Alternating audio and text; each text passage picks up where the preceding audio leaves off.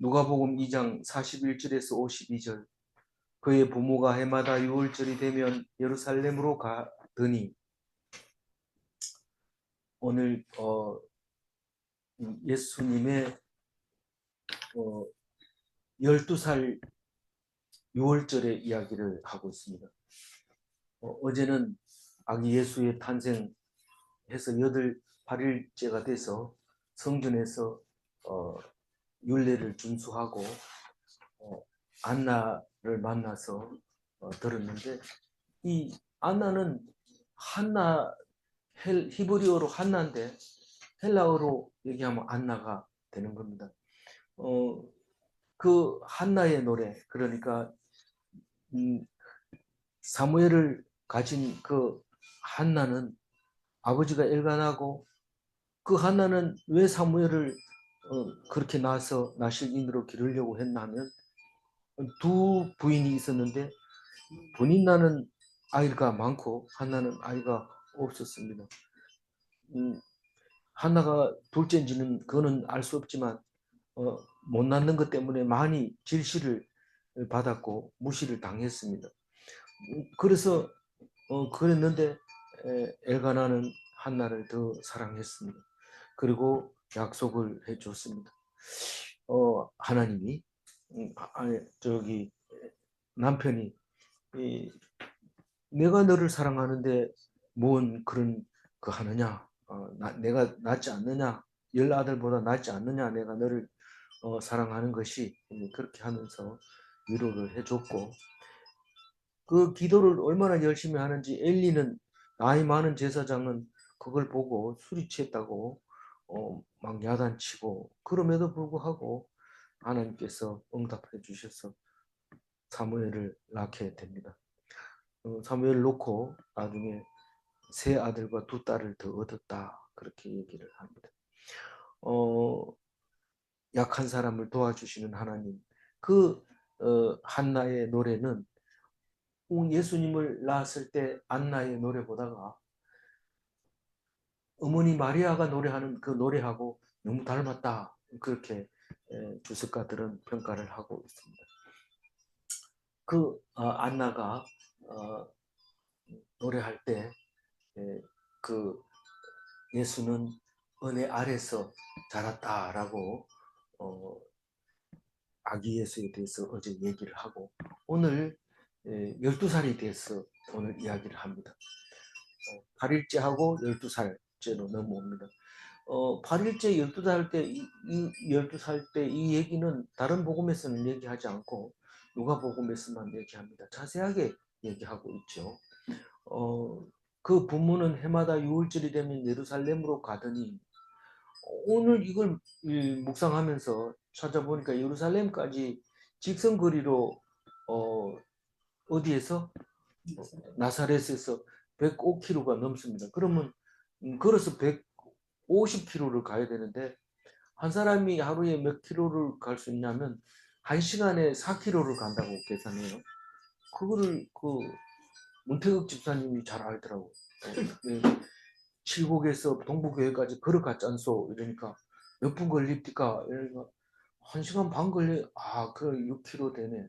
그러면 기로수가 딱 나오더라고. 그래서 1시간에 4km를 걷는구나, 그렇게 알았어요. 근데 성경의 주석가들도 다 그렇게 생각하고, 그럼 한 5시간 걸린다고 봐야 돼요. 예루살렘 좀 부지런히 걷는 사람은 또 그보다 더 빨리 가지만, 제가 5시간이라 했나요? 예. 5일이 걸려요. 5일이 걸리는데 그거를 해마다 6월절이 온다는 얘기예요. 그 오는데 5일 가는데 5일, 하룻밤 자고 간다 해도 10일이 걸리는데, 보통 6월절은 하루 만에 하는 게 아니고 6월절 하루 하고 7일간 무교절을 즐기면서 7일날 마지막에 가서 대성회를 열고 그때 끝나는 겁니다. 그러면 7일을 더하면 17일, 6월절이 있는 달은 그냥 예루살렘에 와서 사는 거나 마찬가지인데, 그런 해마다 그렇게 올라왔다고 얘기를 하고 있습니다. 우리는 종교 생활을 해도 그렇게 열심히 하는 수가 없습니다. 물론 또 열심히 하시는 분들도 있지만, 그렇지만 그거를 비교해 보면 우리는 종교도 아니고 종교 보다가 더 잘난 것처럼 목에 힘주고 살지만 그런 거 보면 부끄러워지는 그런 경우가 생깁니다. 근데 누가는 특별히 6월절의 이야기를 하고 있습니다. 사실 예수님은 6월절을 공생애 중에서 30살이 돼서 4번의 6월절을 경험하게 됩니다. 공생애 시작하면서 6월절, 끝나면서 6월절, 가운데 2개의 6월절, 그래서 4개의 6월절을 경험하게 되는데 오늘까지 합하면 5번의 6월절 이야기로 생애를 설명하고 있습니다. 그러니까 우리는 6월절 이러면은 이 유대인들, 기독교인들이 이 신앙의 근거가 되는 거죠. 뭐 맥추절, 무슨 초막절, 뭐 이런 거 성탄절 이렇게 얘기해봐야 그래도 6월절이 제일 중요합니다. 기독교는 6월절이 없잖아요. 이런데 6월절이 무슨 날이에요? 부활절이죠. 6월절 3일 뒤에가 부활절이니까. 그러니까 부활절이 6월절이라고 생각하고 읽으면 되는 거죠. 3일 차이 나니까. 어, 그래서 42절 읽어봅니다. 예수께서 12살 되었을 때에 그들이 이 절기의 관례를 따라 올라갔다가 이제 잃어버린 이야기죠. 잃어버렸는데 아무도 안 잊어버렸는데 부모가 이 예수를 잊어버린 거죠. 가만히 있었는데 잊어버렸다고 그렇게 이야기를 합니다.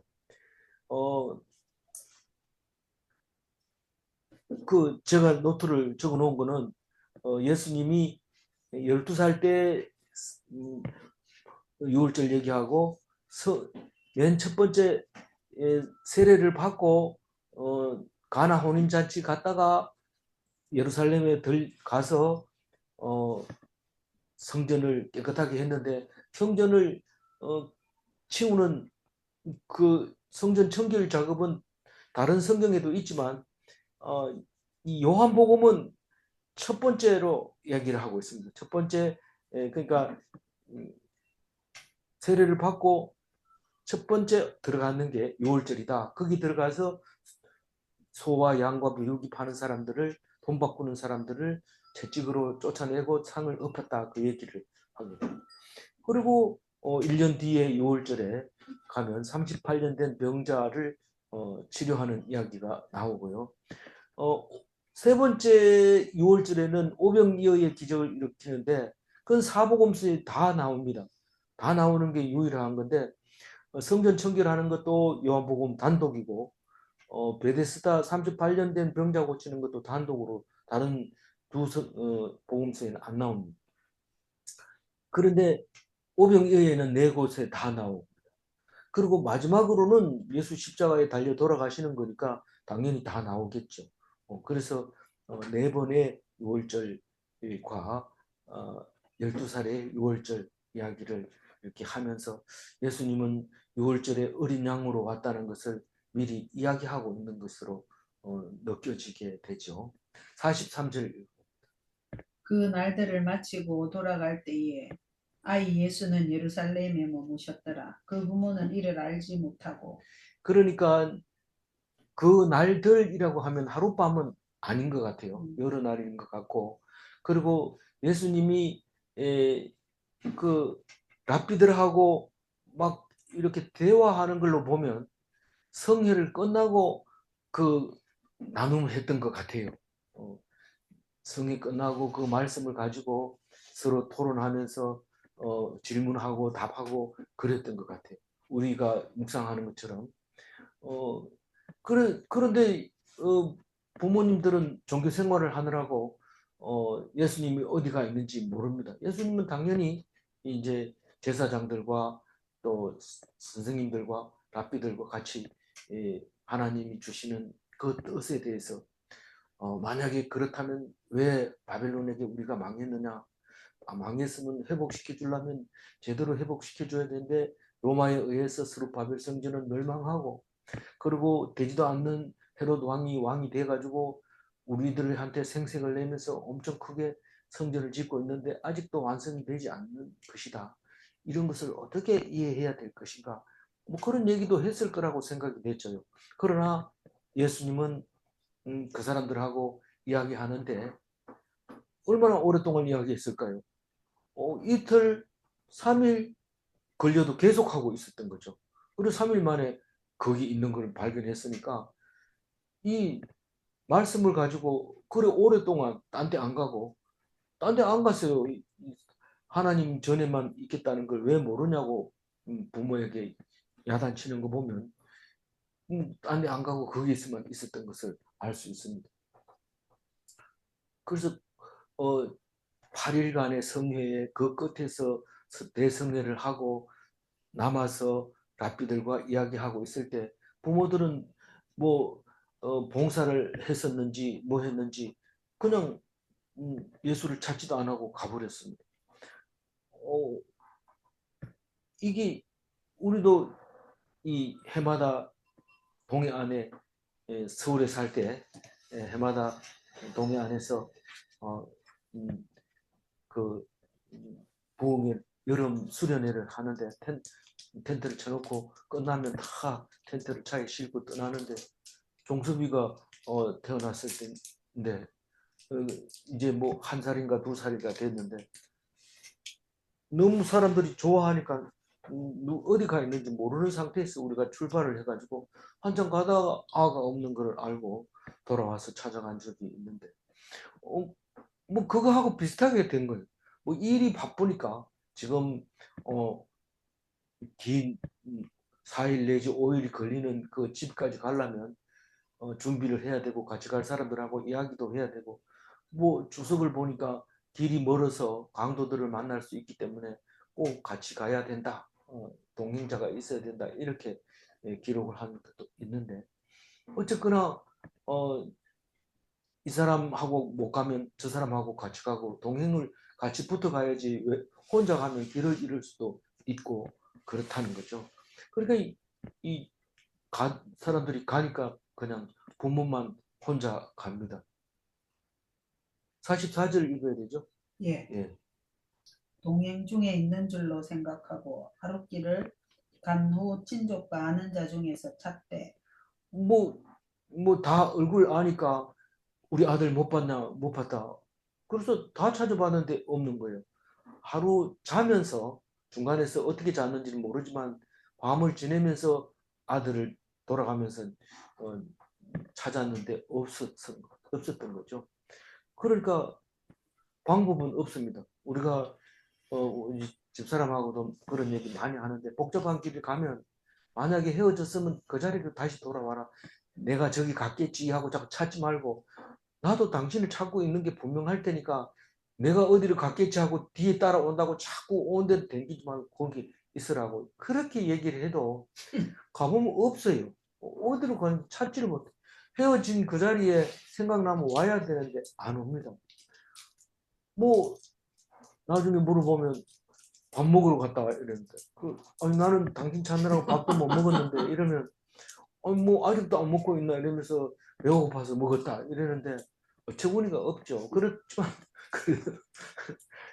어쨌든 제자리로 돌아와야 돼.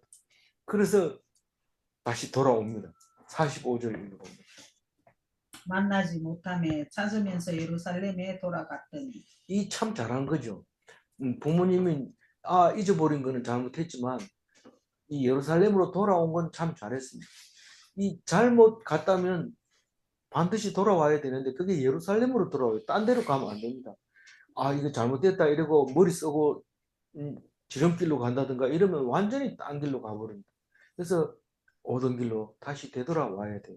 그래 만약에 뭐 우리가 헤어지면 저기서 만나자 이렇게 이산가족처럼 약속을 했다면 모르지만 그렇지 않다면 방송국 앞에 나가가지고 얼굴을 보여주고 그래야 되지. 뭐 찾아오겠지 혹은 또 뭐 찾아지겠지 이렇게 하면 안 되는 거예요. 그래서 처음으로 돌아가는데 그게 처음이 예루살렘이라는 거죠. 길 잃은 자의 원점이 어디냐? 예루살렘. 그래서 나는 어떻게 해야 될지 몰라 이러거든.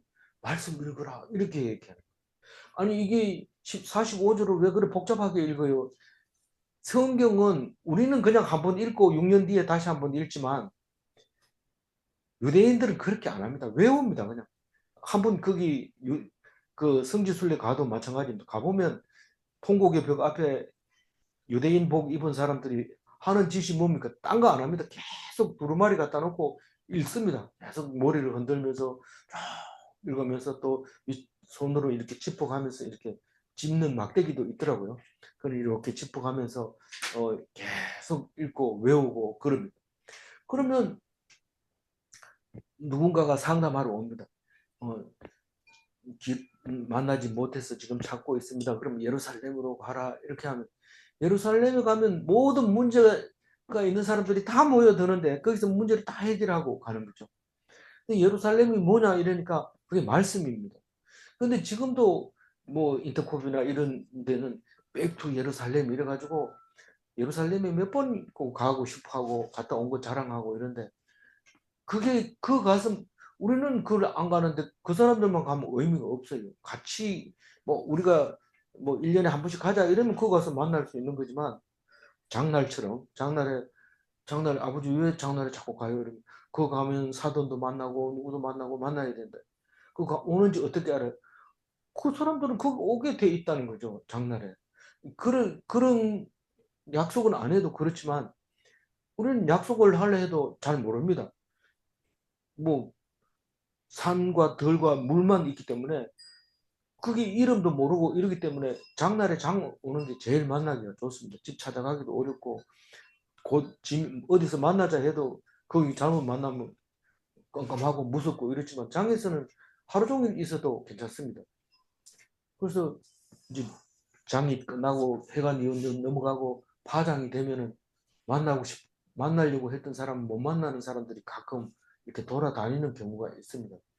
어, 그러면 어김없이 그 사람이 누구를 못 받는가 이렇게 물어봅니다. 그 옛날에 다 그랬어요.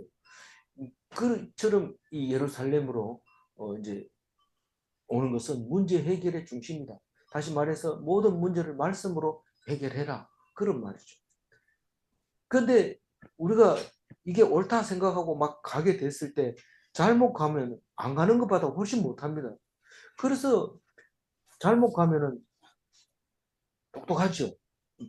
똑똑하다고 생각하고 뭐 큰소리 빵 치면서 가는데 가보면 잘못 갑니다. 그러면 안 가고 뭔지 몰라가지고 갈 줄 몰라가지고 어디 방향을 못 잡아서 그냥 안 가는 사람이 있는데 나중에 보면 안 가는 사람이 가는 것보다 훨씬 낫습니다. 왜 그러냐면 이 사람 처음부터 그거 있기 때문에 이제 출발하면 됩니다. 방향을 잡아서. 근데 잘못 가는 것은 뒤돌아와야 되기 때문에 시간이 많이 걸립니다. 46절입니다. 사흘 후에 성전에서 만난즉 그가 선생들 중에 앉으사 그들에게 듣기도 하시며 묻기도 하시니 네. 이 잘못 가놓으면은 갔는데 하루 걸렸고 가서 이제 깨달아서 돌아오는데 또 하루 걸리고 찾는데 하루 걸리고 그래서 3일째 만나게 됩니다. 그래서 우리가 잘못 간 거 아닌가 의심스럽거든 아주 멈춰 서가지고 옳다고 여겨질 때까지 기다려야 돼. 가는 것보다 빨리 가는 것보다 더 낫습니다. 우리는 지금도 마찬가지지만 제가 젊었을 때는 시골에 가면 하루 종일 있어도 한마디 대화할 사람이 없을 때가 있습니다. 물론 뭐 전 가정이 있어서 저녁 때 밥 먹을 때 밥 먹고 같이 이야기 나누지만은 그렇지 않는 경우에 더 나가서 일하는 사람도 마찬가지고 산에 가서 일하는 사람도 마찬가지. 하루 종일 대화 안 하고 그냥 집에 들어오는 수가 있습니다. 그러나 서울은 언제 가도 잔치집처럼 막 뛰어다닙니다. 사람들이 지하철 내려가지도 걸어가지 않고 뛰어가고 또 공짜 신문, 일일 신문, 뭐 벼룩 신문 이런 거 쭉 걸어놓은 거 있으면 그걸 낚아채듯이 들고 뛰면서 지하철을 타기도 하고 이렇게 하는 걸 보면서 거기를 그저 천천히 걸으면 안 됩니다. 그건 부딪혀서 안 됩니다. 그래서 같이 뛰면서 그렇게 하는데 막 가슴이 쿵닥쿵닥 뛰죠. 잔칫날 잔치집에 간 것처럼 늘 서울은 잔치집이다. 제가 그런 얘기를 한 적이 있는데 지금도 여전하죠. 그래도 옛날보다 덜하기는 옛날에는 지하철 탈 때 푸시맨이 있어가지고 막 밀어줬잖아요. 밀어 넣어가지고 그래 타고 이랬는데 지금은 뭐 안 그러는 것 같아요. 어, 그래서 이 그 구절 아니 그 선생님들 중에 앉아 있다는 것은 랍비와 함께 듣기도 하고 묻기도 하고 하바루타 토론식 묵상 나눔을 하고 있었던 거죠. 3일째나 계속해서 가만 놔두면 언제까지 할지 모르죠. 47절이고 듣는 자가 다 그 지혜와 대답을 놀랍게 여기다. 12살짜리가 무슨 이런 말을 하느냐. 무슨 말을 할까요? 성경 말씀을 이야기하죠. 모세의 율법에 대해서 이야기하고 그게 결국은 어떻게 되겠느냐.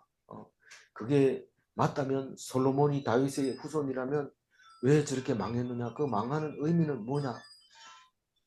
온갖 얘기를 하는데 이미 12살 때 성경 말씀을 랍비들하고 같이 얘기할 수 있었고 3일간 끈질기게 얘기할 수 있었고 사람들은 놀랍게 여겼게 만들었던 거죠. 47절. 그의 부모가 보고 네. 놀라며 그의 어머니는 이르되 아이야 어찌하여 우리에게 이렇게 하였느냐 보라 내 아버지와 내가 근심하여 너를 찾았노라. 아까도 얘기했지만 이 성경을 우리는 그냥 한번 이야기로 읽지만 유대인들은 그냥 외웁니다. 그렇기 때문에 말이 이게 어디에 적용되는지 엄청나게 많이 적용됩니다. 그 이야기 스토리 중에만 나오는 게 아니고 그 이야기가 나오게 되는데 49절을 읽어보죠. 예수께서 이르시되 어찌하여 나를 찾으셨나이까 내가 내 아버지 집에 있어야 될 줄을 알지 못하셨나이까 하시니. 그러니까 나는 내 아버지 집에 있어야 된다. 그런 이야기를 어, 속담처럼 우리가 성경 말씀을 외우고 있는 거죠.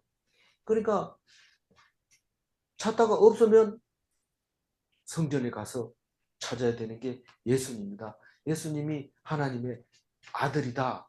그 얘기를 하는데 부모가 뭔 말인지 못 알아들어요. 그게. 야가 지금 뭔 소리 하는지 모르겠다. 성경을 읽어보면 우리가 하나님의 아들이고 그리고 우리가 온 몸과 마음을 들여서 하나님 말씀을 묵상해야 되고 성품을 다해서 하나님 말씀을 귀 기울여야 되는데 내가 어디 가겠습니까? 그런 말입니다. 내가 어디 가겠습니까? 보통 사람이 하는 얘기가 아니죠. 그,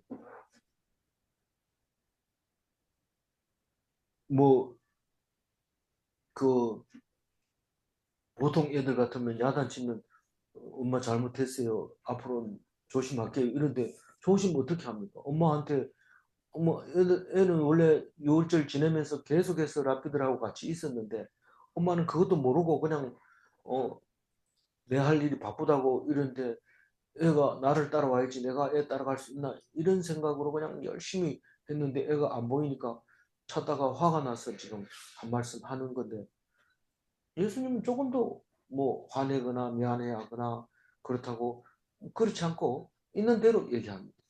나중에 이 마리아가 찾아왔을 때 누가 내 어머니고 누가 내 아버지냐 이렇게 막 뭐 아버지라는 말은 안 했지만 누가 내 형제고 자매냐 이럴 때 냉정하고 아주 어머니를 너무 무시하고 인정머리 없는 것 같이 보이지만 예수님은 인정하고는 뭡니다. 사실은 하나님 말씀만 가지고 어, 사는 하나님의 아들이었던 거죠. 50절. 그 부모가 그가 하신 말씀을 깨닫지 못하더라. 네. 언제 깨달을까요? 성천하신 후에. 그래도 생각이 나면 그건 제대로 믿을 수 있는 기회가 있는 거지만 그것도 생각이 안 나면 믿을 수가 없게 되는 거죠. 예. 51절. 예수께서 함께 내려가사 나사렛에 이르러 순종하여 받드시더라. 예수님은 그 성전에서 어머니는 이 모든 말을 마음에 두니라까지. 네.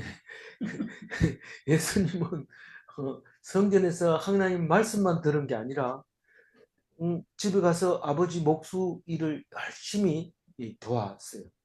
카펜터라고 요즘 카펜터스로 해가지고 또 뭐 가수.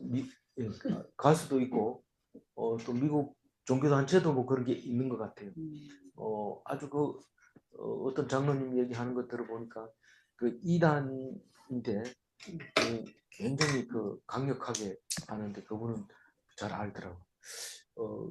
어쨌든 그 나사렛에 가면 예수님 아버지 요셉이 목수일을 하는데 순종하면서 했는데 목수일을 하다가 언제 성경 공부를 그렇게 많이 했을까요?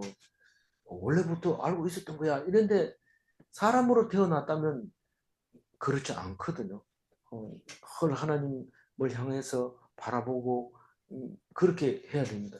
근데 성경 공부를 하고 묵상 나눔하는데 어떤 사람은 뭐 듣는 것까지는 뭐 그런 데를 듣는데 나눔하라 이러면 못한다 이러고 뭐 못한다 소리 안 하는 사람은 싫어서 안 나오기도 하고 이러는데 사실은 나눔하는 게 제일 중요하죠. 그래서 유대인들은 가르치는 것보다는 나눔하는 데다 시간을 다 보내죠. 제목을 주고 나눔하다가 문제가 생기면 라피한테 물어보고 그래서 그 많은 학생들이 책가방도 안 들고 와가지고 오랫동안 이야기하다가 가는 유대인식 교육법 이렇게 하는데 세상 사람들은 그걸 못 따라합니다. 그걸 따라하지 못해요. 몇 번이고 우리가 강의를 듣고 대학 교수들이 유대인의 강의법에 대해서 공부를 하지만 하려고 해보면 그 해서 뭐해? 교수 자체도 그걸 해가지고 의미가 없습니다. 뭔가가 실적이 나와야 되는데 실적이 안 나오고 자격증을 따야 되고 또 학점들을 전부 성적표를 냈을 때 성적이 좋게 나와야 되고 성적이 전부 F 나왔다 이러면 교수 월급 받은 거 도로 내놔야 돼. 그럼 전부 A 이렇게 줘도 니 뭐 가르쳐 준 게 없는 뭐다 이렇게 돼버릴 거죠. 그럼 A를 줘도 안 되고 교덩하게 주려면 순서대로 또 A, B, C, D를 나눠줘야 되는데 그게 뭐 엉터리 쉽게 말하면 엉터리죠. 그냥 뭐 줄서기 해놓은 것 뿐이지 그게 뭐 또 인간이 된다는 척도도 아니고 그런 거죠.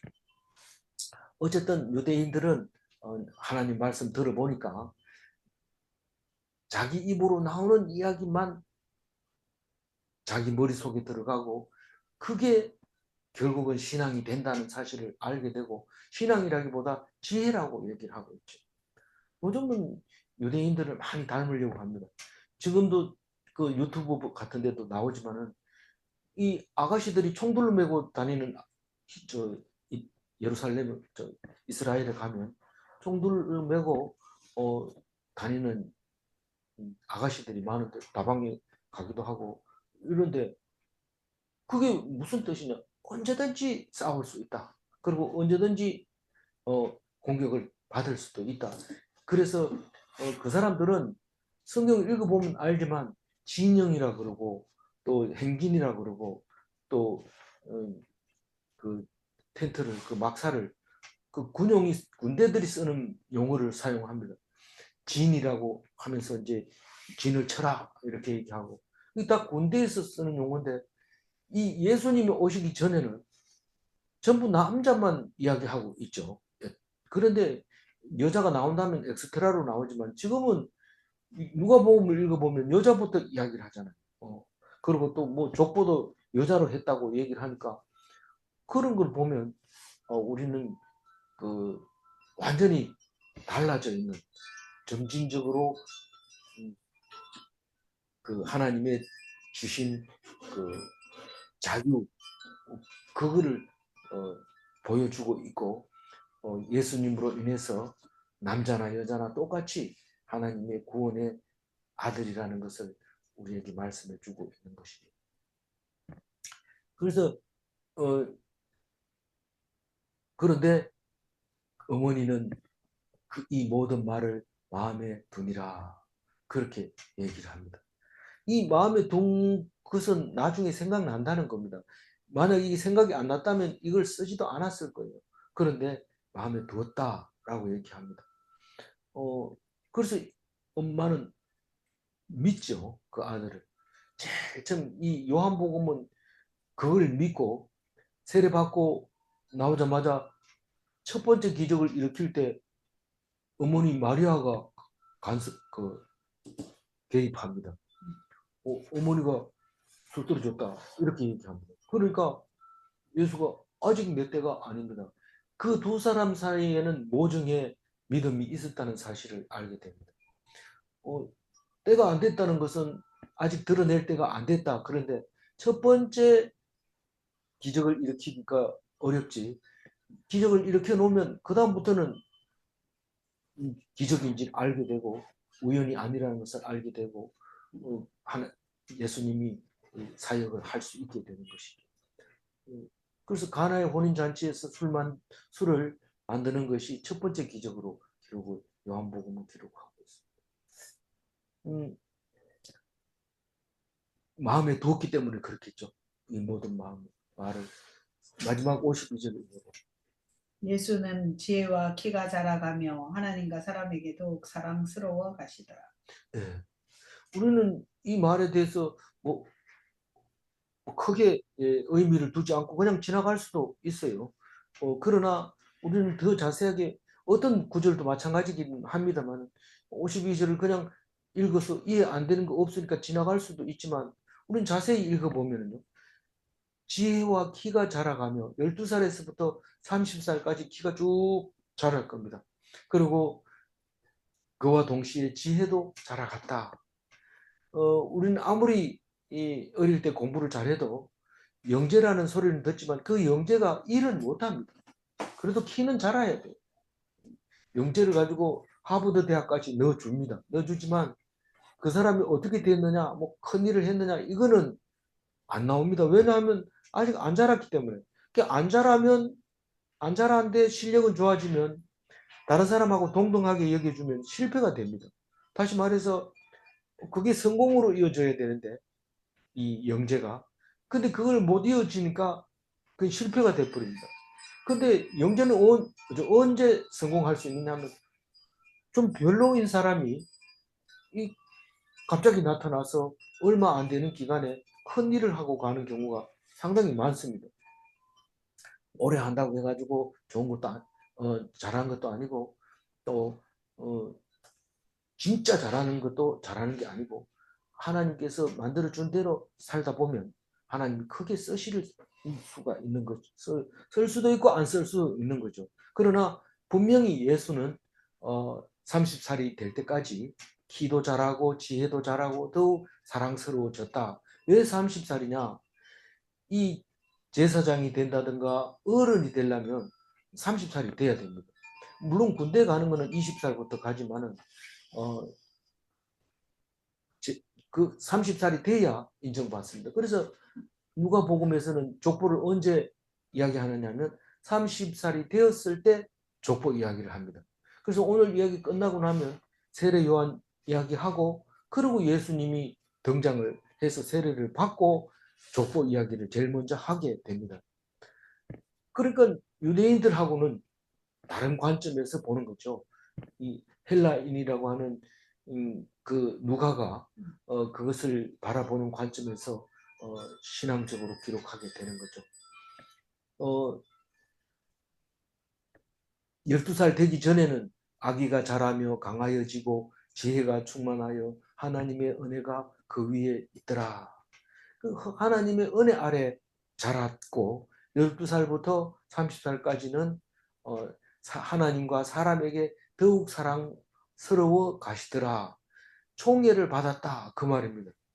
우리도 지혜가 있어가지고 하나님과 사람에게 총애를 받으면 좋겠다. 그렇지만 잘한다 하면 엉뚱한 곳으로 갑니다. 그리고 무엇보다도 제일 중요한 것은 그 사람이 그 말에 별로 신경을 안 쓴다 하더라도 그 총애를 받으면 그냥 끝나는 게 아니라 하나님의 사랑을 받으면 결국은 어떻게 될까요? 참 좋을 것 같지만 어, 내가 사람의 사랑을 받게 해주세요. 그러지만 그 얘기는 무슨 얘기냐면 딴 얘기가 아니고 십자가를 져야 되는 거예요. 그래서 그 얘기는 될 수 있으면 교회에서 안 하려고 하지. 너희들이 예수님처럼 하나님과 사람에게 더욱 사랑스러워 가게 된다면 그 결과는 어떻게 될지 아느냐? 이렇게 하면서 십자가 져야 돼. 이러면 사람들이 난 교회 안 다닐래 이렇게 말할 수 있기 때문에 그 얘기는 안 하고 사랑스러워 가더라 이러면 되게 좋은 것 같이 보입니다. 왜 그럴까요? 하나님이 이, 요셉과 같이 아버지가 사랑하고 하나님이 사랑하면 결국은 종으로 팔려가게 되고 형들이 미움을 받게 되는 것을 볼 수 있습니다. 예수님은 바른 말 하니까 자기들은 하나님 겁이 나서 감히 말 못하는 것을 예수님은 내가 하나님 아들이다 그러면서 막 뭐라고 하니까 신성모독이라고 해서 죽이게 됩니다. 우리는 이 말씀을 들으면서 사랑스러워 가는 게 뭔가 자비와 관대함, 카리스라고 하는 단어인데 자비와 관대함이 사랑스러워 가는 거라고 합니다. 하나님도 자비를 베풀고 사람들도 예수만 보면 그래 그래 이렇게 하고 관대함을 베풀었다 그런 뜻입니다. 그 사랑에는 헬라어 사랑에는 네 가지가 있는데 그 네 가지하고 이 사랑스러워하고는 전혀 다른 이야기입니다. 그냥 자비롭고 관대함이인데 하나님이 이 예수를 참 사랑하는가 보다. 사람들이 다 예수를 사랑스러워하더라. 그런 글씨 이야기를 하고 있습니다. 52절 다시 한번 읽고 마무리할게요. 예수는 예수는 지혜와 지혜와 키가 키가 자라가며 자라가며 하나님과 하나님과 사람에게 사람에게 더욱 더욱 사랑스러워 사랑스러워 가시더라. 가시더라. 12세에서 족보에 오르는 30세가 되기까지 점진적으로 키도 성장하고 지혜도 성장합니다. 하늘에서 뚝 떨어진 예수님이 아니라는 말씀입니다. 12세부터 점진적으로 하나님의 자비와 사람의 기쁨을 받았습니다. 그런데 왜 죽었느냐? 그러니까 받으니까 죽는 거죠. 값을 치러야 돼요. 질문합니다. 1. 어른이 되어도 지혜가 없으면 쓸모가 없는가? 어른 중에도 지혜가 없어서 참 어리석은 짓을 하는 사람들이 많습니다. 어떻게 저런 짓을 했나? 지혜가 없어서 그래요. 그 지혜는 딴 데 있는 게 아니고 말씀에 있습니다. 질문 2. 하나님은 지혜 있는 자를 들어서 쓰시는가? 언제 쓰실지 모르지만 지혜를 가지게 되면 하나님은 그 사람을 들어서 쓰시게 된다는 것을 오늘 말씀하고 계십니다. 기도하겠습니다. 나이가 자라면서 키가 자라면서 지혜도 자라고 하나님과 사람에게 사랑스러워가는 예수님을 기억합니다. 이제 30살 될 때까지는 아무 이야기도 하지 않지만 그러나 그 사랑스러웠게 성장한 그 예수님이 온몸을 바쳐서 인류를 위하여 구원의 길을 가셨습니다. 우리는 그런 십자가는 온 인류를 위해서 지는 십자가는 질 수 없지만 나에게 주어진 십자가는 질 수 있을 것입니다. 그것은 오직 믿음이 성장해야 되고 하나님 앞에 온전히 자라야 된다는 것을 말씀하고 계실 때 오늘 또 쉬지 않고 하나님 말씀 붙잡고 감사하며 기뻐하도록 도와주옵소서.